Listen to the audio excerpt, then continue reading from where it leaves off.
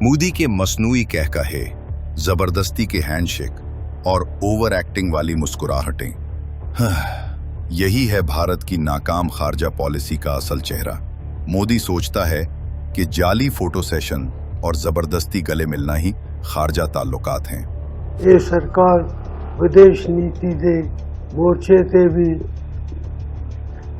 पूरी तरह फेल साबित हो रही है। चीनी फौजी पिछले एक साल तो साड़ी पवित्र धरती ते बैठे हैं।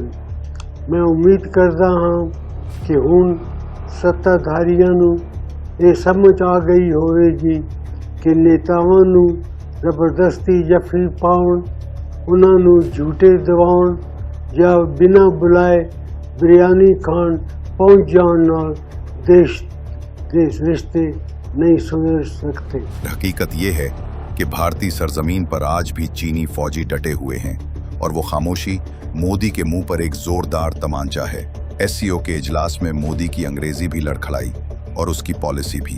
एक तरफ पाकिस्तान और चीन मिलकर दुनिया का सबसे बड़ा मंसूबा सीपैक आगे बढ़ा रहे हैं, दूसरी तरफ मोदी अपनी बदहाल तकरीर में झूठे दहशतगर्दी के राग अलाप रहा है। हाल ही में हमने पहलगाम में टेररिज्म का बहुत ही घिनौना रूप देखा। इस दुख की घड़ी में जो मित्र देश हमारे साथ खड़े रहे, मैं उनका आभार व्यक्त करता हूं। मोदी ने फॉल्स फ्लैग पहलगाम हमले का ढोंग रचाकर दुनिया को बेवकूफ बनाने की कोशिश की, मगर सवाल ये है, क्या कोई मुल्क उसके इन ड्रामों को संजीदा भी लेता है? मोदी के पास ना तो कोई नई तजवीज थी, ना कोई अमली विजन, ना उसने किसी मुल्क से ताल्लुकात बेहतर किए, ना ही किसी को एतमाद में लिया। चीन और पाकिस्तान ने दुनिया को अमली इक़दामात दिखाए, इक्तसादी राहदारी, कनेक्टिविटी, तरक्की और हकीकी शराकतदारी।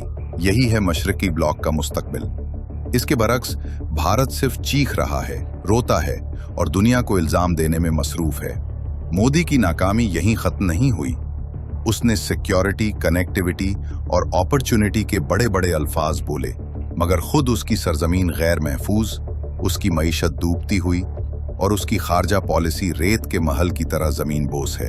असल हकीकत यह है कि पाकिस्तान और चीन ने एससीओ में वो मकाम हासिल कर लिया है जिसका मोदी सिर्फ ख्वाब देख सकता है। मोदी जितना मर्जी हंस ले, जितनी मर्जी झूठी झूठी तकरीरें कर ले, हकीकत यह है कि मशरकी ब्लॉक में उसके लिए कोई कुर्सी महफूज नहीं। ये इजलास एक और सबूत है कि मुस्तकबिल का रास्ता इस्लामाबाद और बीजिंग से गुजरता है, दिल्ली से नहीं।